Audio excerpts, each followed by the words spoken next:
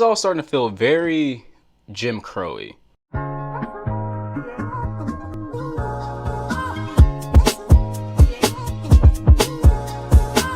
So as we all know, the American criminal justice system is under scrutiny right now by the American public. This is a really racially sensitive time because most of the issues people are protesting are based in racism. But something I don't see many people talking about right now is there have been 3 black men found hanging in the past month. 24-year-old Robert Fuller found hanging from a tree near City Hall in Palmdale, California, June 10th. Malcom Harsch, 38, was found hanging from a tree in Victorville, California on May 31st. Dominique Alexander, age 27, was found hanging from a tree in New York on June 9th. Now, what's interesting about all these cases is all of them were originally ruled suicides. Black men found hanging in public were ruled as suicides. Now, I'm not a spokesperson for Black America by any means. However, I don't think it takes a detective to see why these deaths probably aren't suicide. Okay, hear me out. Now, I'm not saying Black Americans don't commit suicide. We have mental health issues just like everybody else, of course.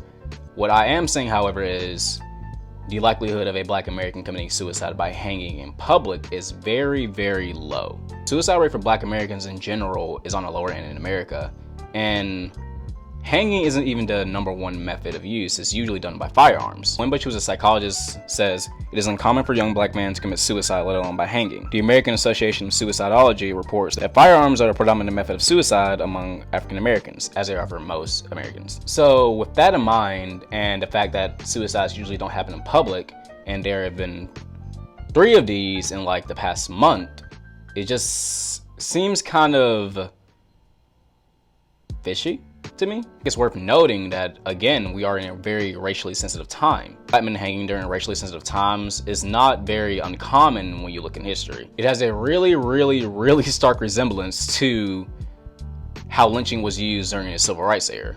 Lynchings back then were used to scare Black Americans into submission and to send a message. It was basically a fear tactic. This is done by, of course, the KKK most of the time because they are protesting trying to get their civil rights, which is kind of what's happening now. Now, these lynchings were done most of the time by the KKK, of course, who are still an active organization, and they're not labeled a terrorist organization yet, even though we labeled Antifa a terrorist organization, even though they aren't really an organization, but I digress.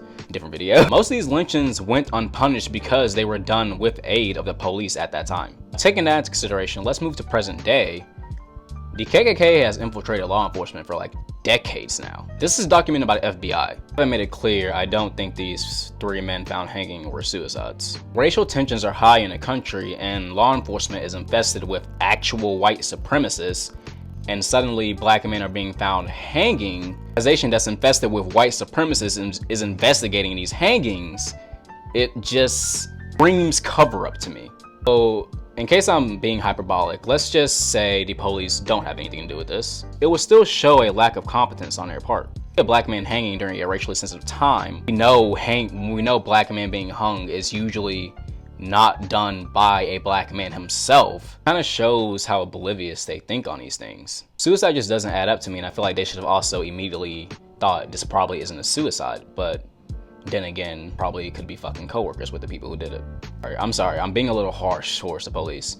We know how much they care about protecting Black America and do not show any empathy towards people who kill Black Americans, not at all. How oblivious do you have to be to see a Black man hanging and your first thought is suicide? This type of thing isn't uncommon either. A few years back, 24-year-old Dane Jones was found hanging from his home. Family members told the police the sheets used to hang him didn't come from their house. Members of Dane Jones told the police that the knots used to hang him were very advanced and think he would have known how to use those type of knots. Hendrick Johnson was found rolled up in his school mat with his organs missing, and the police ruled his death accidental. They didn't even do a second autopsy until the public found out that they were going to rule this as suicide as well. Danger Bland's death was also ruled suicide conveniently. The fact she had aberrations on her wrist and back, cars were known to violate timely checks they were supposed to be doing on inmates. Staff had been trained to deal adequately with mental health. None of the staff had been adequately trained with any type of health training in general. It goes to show that in America, the only way to hold the police accountable is by showing collective outrage or catching them on camera. I refuse to believe any Black man would hang himself in public, especially right now. This shit is what people are protesting. This is what people are angry about. Whoever killed these men were trying to send a message. These men were trying to make a statement against Black Americans and all these protesters. It isn't a new thing. This has been seen time and time again, and people are acting like this is not what it is. It's a fucking lynching.